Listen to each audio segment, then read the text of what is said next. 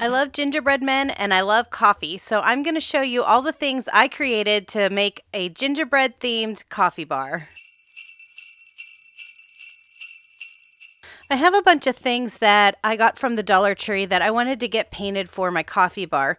You can see I had a little wooden gingerbread house, a little camper, and this set of 4 house shapes that say live.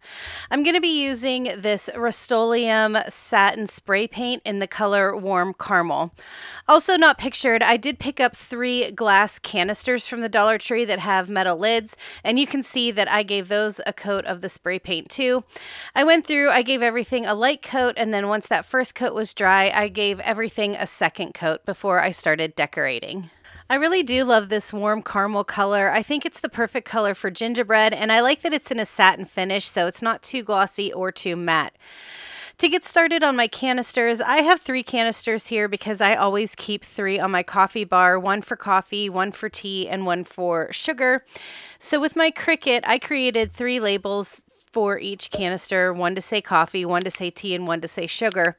If you don't have a Cricut, you could just use a chalk marker or a white paint pen to write these on, but since I do have a Cricut, I prefer to use that because my handwriting isn't always the best. This would also be a great place if you have any letter stickers in your scrapbook stash. You could use those for on the top of your canisters. I would probably just do a coat of Mod Podge over top of them to make sure that they really stay, because otherwise you probably wouldn't be able to wash these. Next, I grabbed some white fabric paint from the Dollar Tree, and I'm just going to create some simple designs around the canister.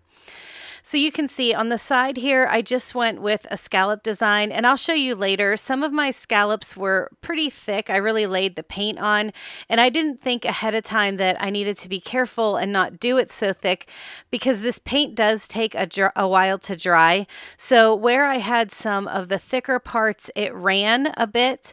But when you're building a gingerbread house and you're using icing, a lot of times that happens anyway, right? So I just went with it. After I had the scallops across the side of my canister, then I carefully laid it down and I went over the top and I just gave it a cute little swirl design the whole way around my word.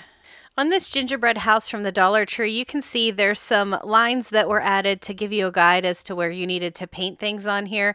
You could still see that through the spray paint, which I was okay with because I was going to paint everything anyway. Using that same fabric paint, I went along some of the edges on the gingerbread house and on another piece. I'm going to be using a mix of the fabric paint and a white paint pen. So you can see where I wanted some dimension is where I used the fabric paint, and I did lay this on pretty thick because I really wanted it to look like a nice thick coat of snow on different parts of my gingerbread house. And on my little plastic camper, I did the same thing. I just used the fabric paint on this. I used some of the details that were already on the camper as a guide as to where I wanted to place my fabric paint. I just did it on one side and then around the little chimney that's at the top too. On my little house shapes, I was afraid that the fabric paint would be too thick and I would lose some of the detail if I tried to use that. So I'm going through with a pencil, and it's kind of hard to see on camera at this point, but all I'm doing is drawing on a door and a roof line to give me a guide as to where I needed to lay down my details. I'm just using one of the paint pens from the Dollar Tree to draw everything onto my little houses. I really like these paint pens. I have one in white and one in black, and I think they do a really good job. They're not quite as opaque as some other paint pens. They're kind of a mix between a paint pen and a chalk marker, but unlike a chalk marker, they are more permanent and not quite as sheer. After I had all of my little house shapes designed, then I went back through with that same fabric paint, and everywhere I felt like there needed to be a bit more dimension, I would just add on some of that fabric paint. So I would just add a couple dots here and there, or anywhere that I thought I wanted to fill in some of the snow. So the last thing that needed some fabric paint was these little gingerbread men that came in this DIY ornament kit from the Dollar Tree. There's 5 little gingerbread men in here, and they do come with some felt that that you could decorate them with, but since I already had the fabric paint, I figured I would use that instead. So I kept these pretty simple. I took all of the gingerbread men out of the packs, and I just went through and I put little swirls over their wrists and ankles, and then I gave them a cute little face and a few cute buttons. Now, one thing I do want to tell you is that this fabric paint does not puff up, so on a surface like this felt, it'll sink into the felt. It won't be dimensional. That was okay with me. I didn't mind that so much, but if you'd rather have a dimensional look, I would probably look for a different kind of fabric paint, maybe one that's labeled as a puffy paint. Here's everything after it dried overnight, and here's where you can see that that fabric paint did run a bit on the sides of my canisters, but like I said, that's not something that bothered me. And here on my gingerbread man, you can see that the paint sunk into the fabric, like I said, but again, that wasn't something that I minded. And the last little bit of painting I needed to do was to finish out my gingerbread house. So I'm using that paint pen again from the Dollar Tree, and I'm filling in some of the details on the gingerbread house that I thought were a little too small for the fabric paint.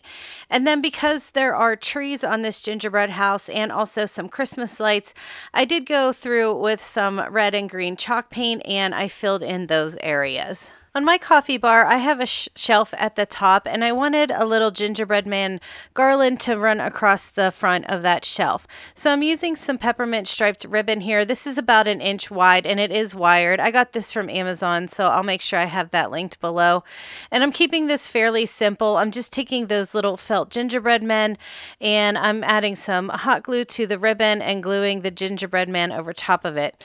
Now you can see here, because this felt is so thin, once I added that hot glue on there, it really seeped through the front and you could see it, but I had an idea in mind to fix it. To cover up my little hot glue spot, I'm just using that same fabric paint again, and I just drew on a cute little bow tie on each of my gingerbread men. Then after that paint had dried, I had these sparkly red pom-poms that I'd gotten a pack from the Dollar Tree, so I took out the smallest ones and I just hot glued one to the center of each of the bow ties. I also wanted to show you that I found this really cute set of wooden beads on Amazon for a gingerbread theme. I really like this kit because it comes with everything that you need to create a wood bead garland. It has the jute cord. It even has a pre-made tassel for one of the ends of your garland.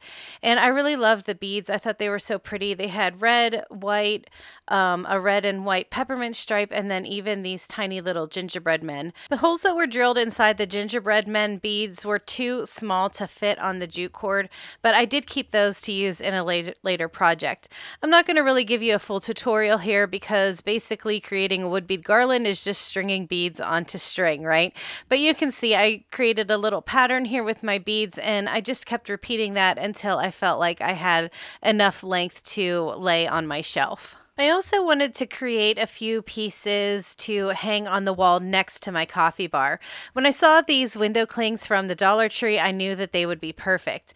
I really like these window clings because they're customizable. They have 3 gingerbread house bases, and then you can pick which doors and windows you want to stick on each one. There's a few trees, there's a few gumdrops. It makes it really fun, and even if you're not going to create pieces to hang on the wall, I think this would be really fun for little kids to play with, to stick on, you know, maybe a front door or a mirror or something like that.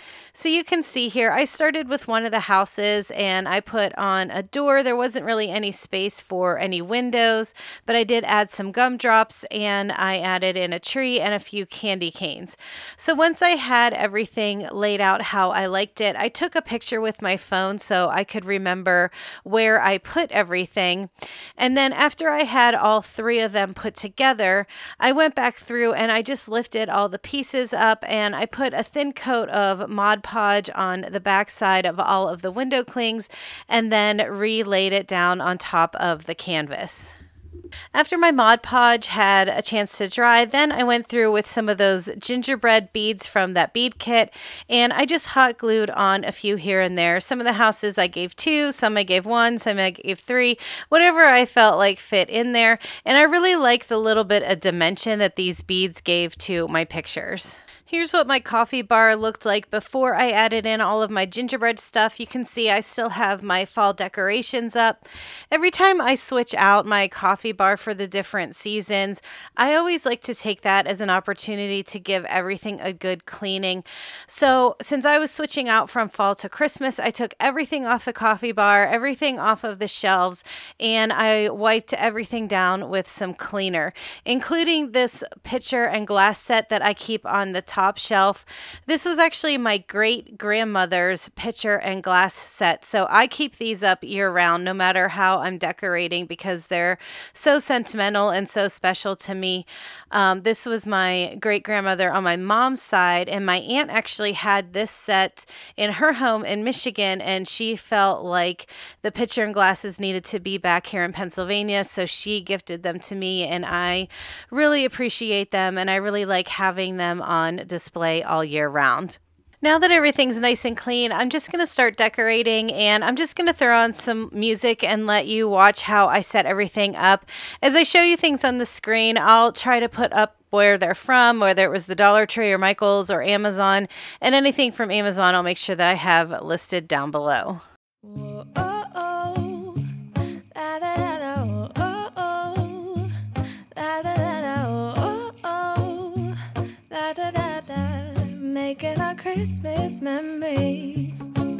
I've been working so much lately, I can barely find the time to sleep.